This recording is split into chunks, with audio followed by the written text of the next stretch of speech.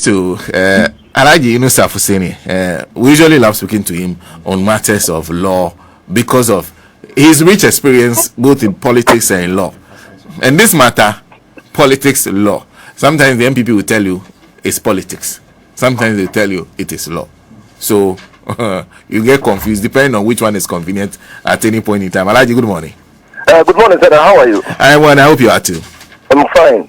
Now I still have you on the line, and I am continuing a debate we had the last time. The last time I asked you about whether the CJ should be allowed to continue to stay in office. No, at the time the CJ was in office, and the CJ was going to empanel or put together a panel to hear this Vincent Disefua matter. And my view, as I shared it with you, was that I felt that was being a judge in your own case, because you could put together a panel that would rule in a manner that favors her. You said that it was a constitutional duty. So she was enjoined to perform that constitutional duty as long as she was in office.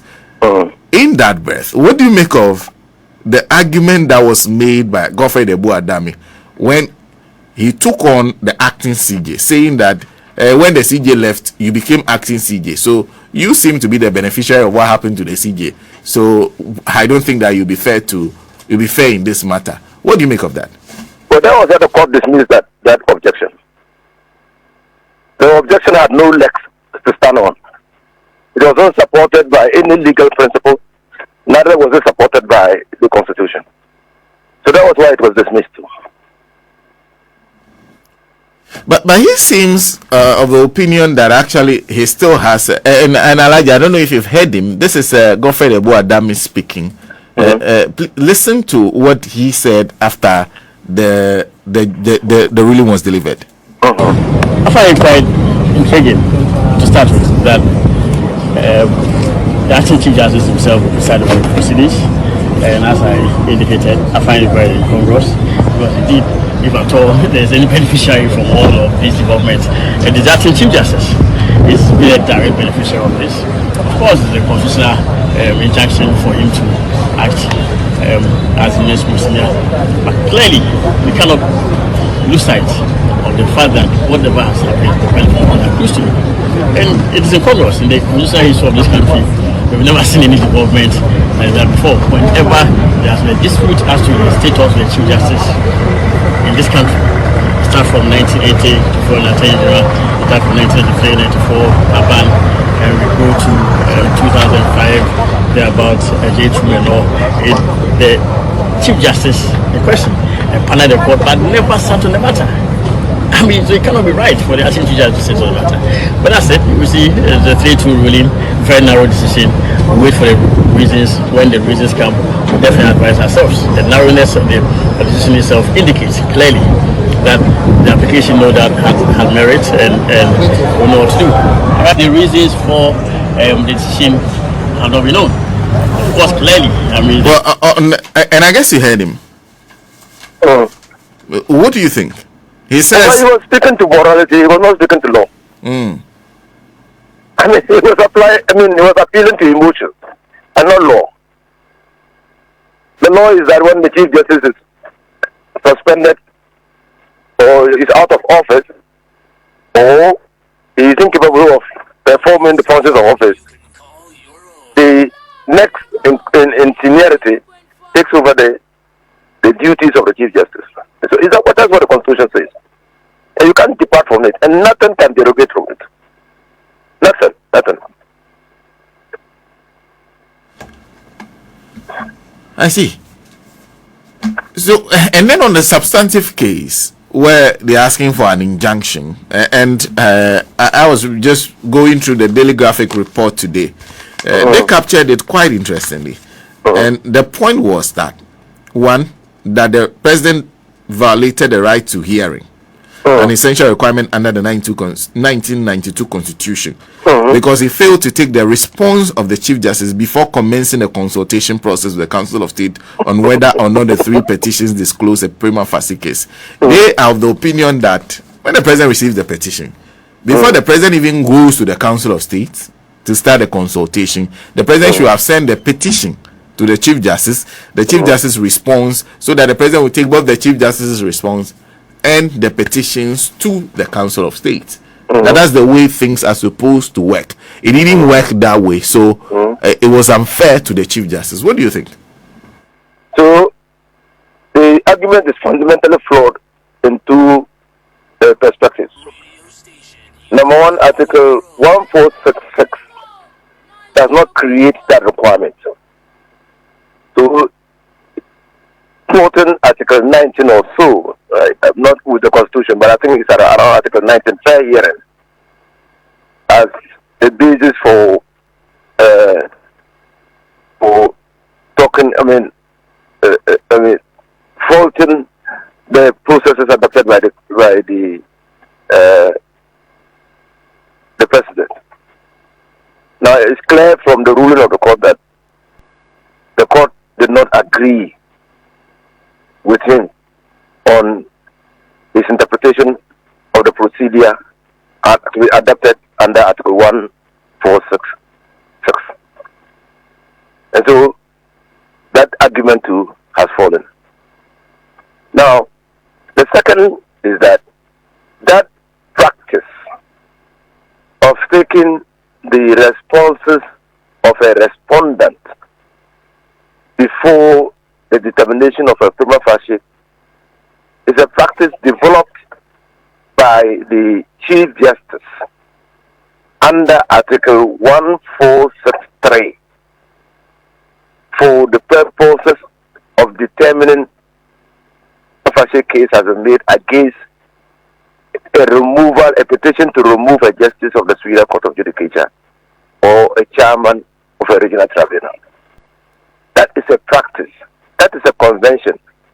That is why when the Chief Justice wrote to the President to be given the opportunity to see and respond to the petition, she referred to the convention and justified her request on the basis of equity, that this is what she does when a justice of the Superior Court of Judicature is the subject matter of a petition.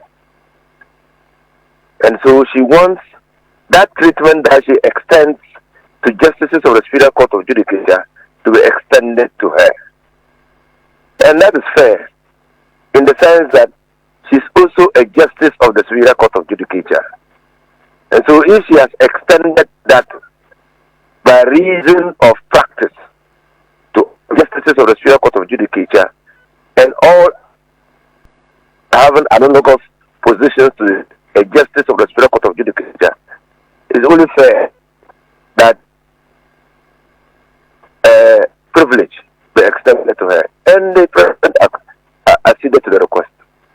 So that was not, she did not quote any provision of law that entitles her. It was not a question of entitlement. It was a question of the extension of a privilege arising out of a practice that she has developed under Article 1463. But their argument is on sequence, that this is a situation where the president had already started a consultative process with the Council of State. They were already working together before they asked for her response. They said by the sequence of events, how it was supposed to happen. First, the president receives the petition, sends it to the Chief Justice for her responses, take those responses before going to the Council of State. That sequence was not followed. That sequence is not backed by law. Okay. It's not backed by the Constitution. It's not backed by any law. It arises out of a practice developed under Article 1463, where a petition is for the removal of a justice of the Superior Court of Judicature or an occupant of a constitutional office with analogous terms and conditions with that of a Superior Court of Judicature. And it is not a requirement of law. That's what I'm saying. And I guess that's why they couldn't answer the question of when the Constitution was stated. Yeah, exactly. Because there's no practice. There's no such practice in the Constitution. The Constitution even never anticipated that practice. Then this was a 3-2 decision. Were you surprised? No, I was not surprised. I mean, I told you that I was not surprised that they withdrew the first injunction. I mean, first of all, it was moot. Secondly, I just felt that they had started on a very wrong note, because you cannot invoke the inherent jurisdiction of a court to overreach the remit of a constitutional provision. Or, put differently, you cannot invoke the inherent jurisdiction of a court, which is a common law jurisdiction, to frustrate the performance of a constitutional duty. You cannot do that. And that is why, in my earlier conversation with you, I told you that the Chief Justice was entitled by law, irrespective of the fact that she was the subject matter of a petition, to empanel the court. But that's a constitutional duty. Therein lies the fallacy of their argument. Because if you said that the acting Chief Justice was a beneficiary of the process, and so could not empanel the court, the Chief Justice was the subject matter of the process, but she empaneled the court.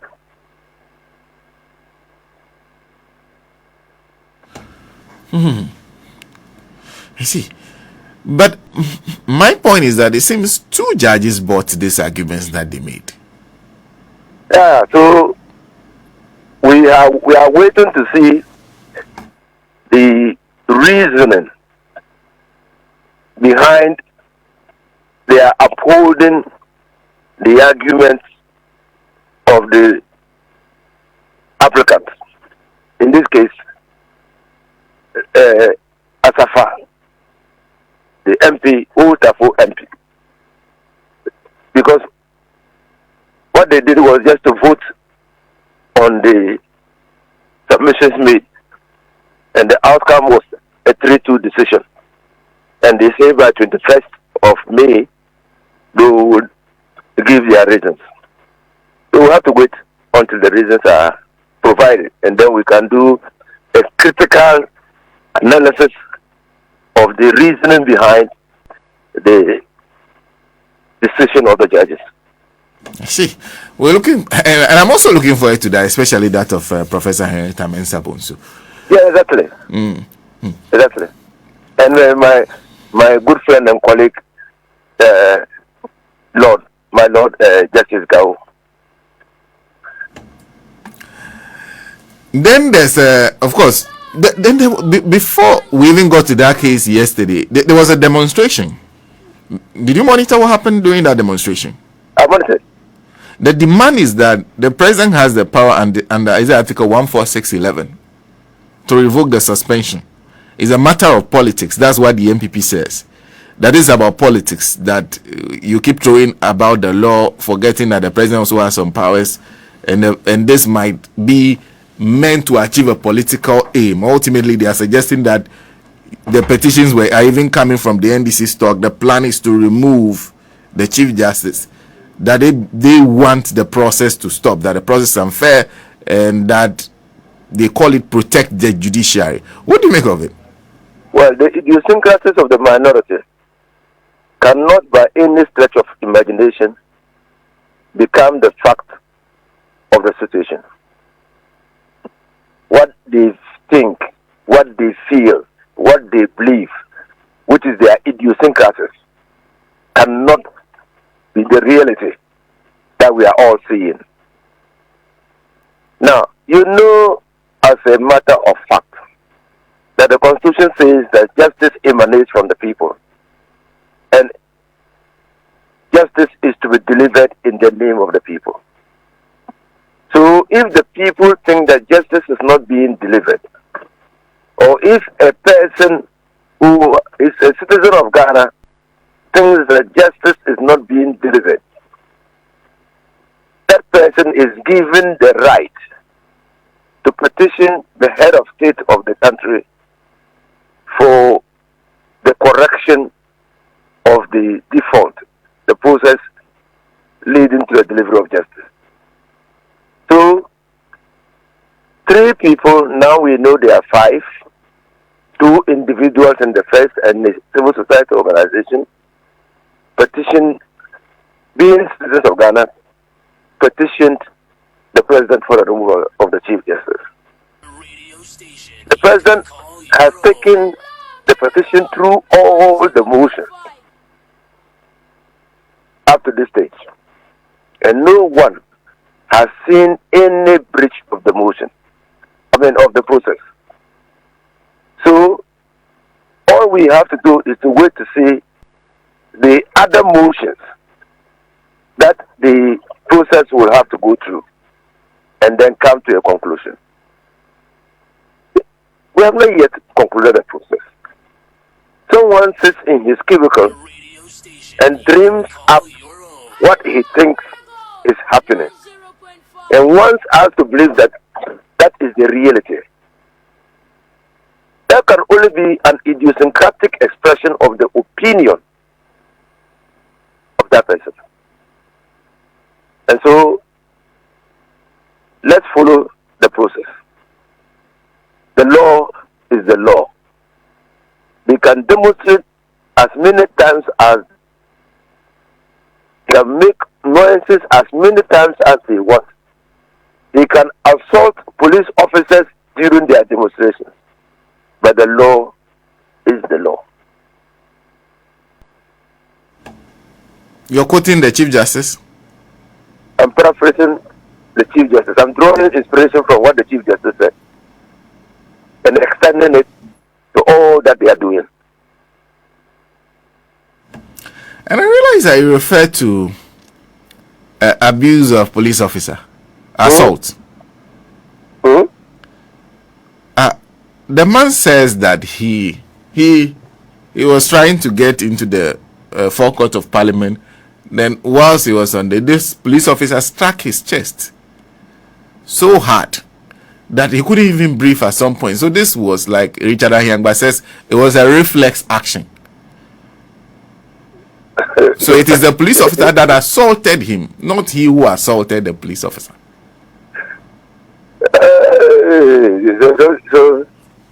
You see, that is what I'm talking about.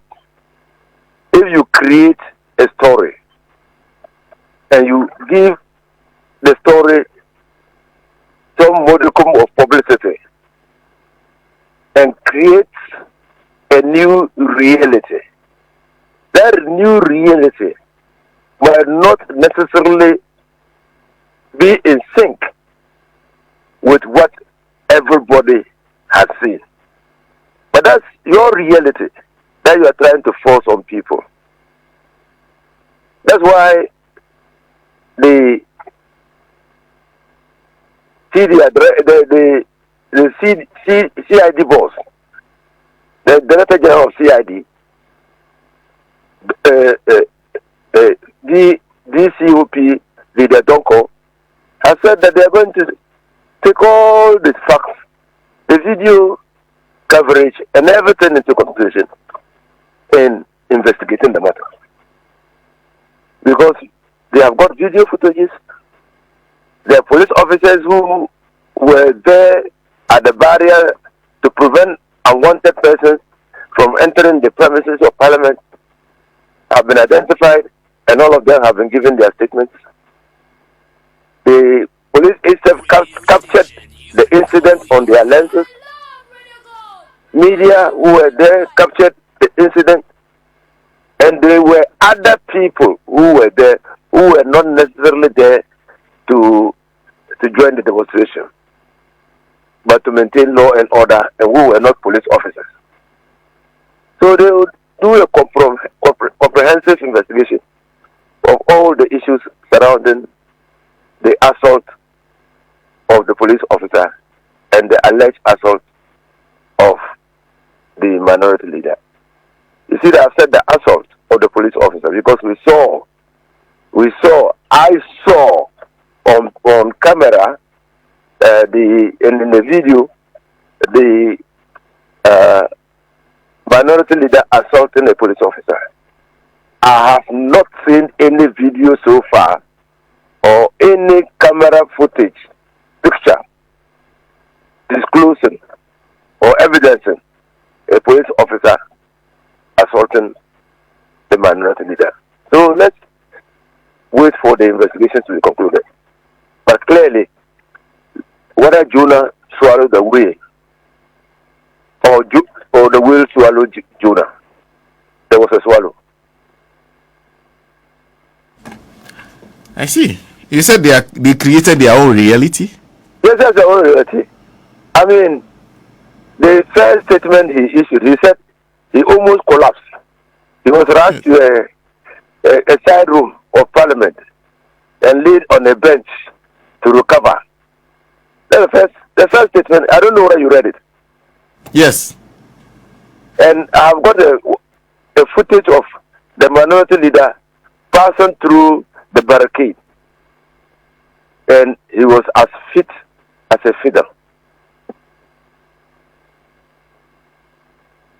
You saw a footage of... Yes, if we finish this, then I can send it to you. And then you can play it on your Facebook this Tuesday.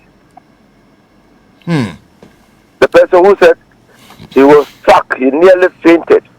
He was rescued, sent to a side room, laid on a bench to recover before he could join his colleagues. I have a footage which shows clearly that cannot be the truth.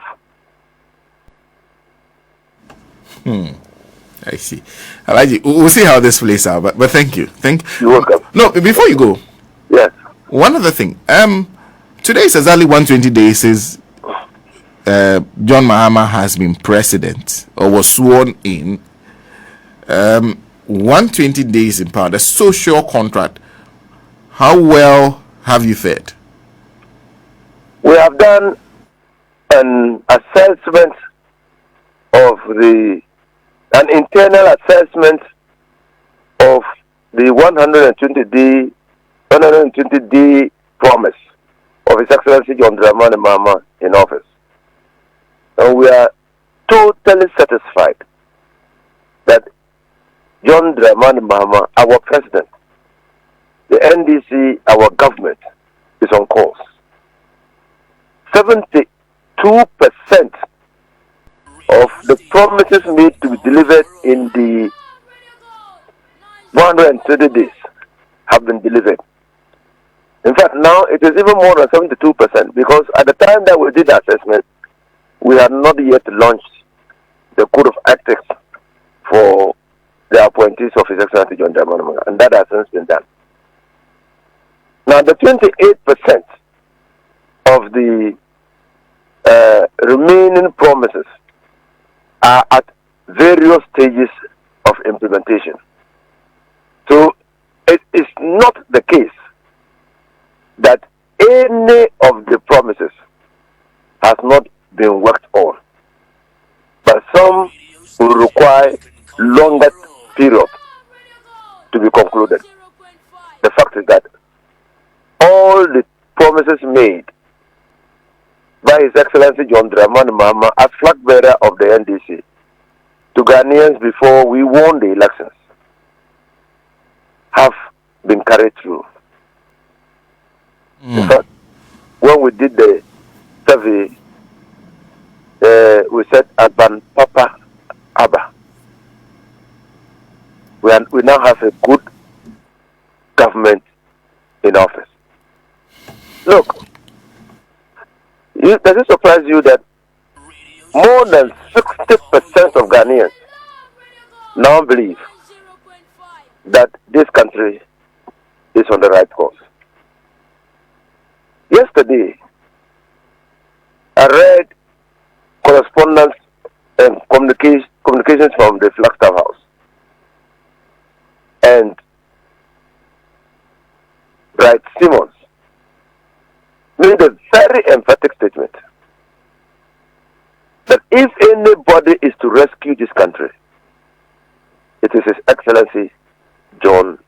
Dramani Mahama. That is a tremendous vote of confidence in the president. Now, I also attended a meeting where I was educated on the reasons why the city is stabilizing against major foreign currencies. The fiscal policies combined with prudence by the Minister of Economics, Minister of Finance,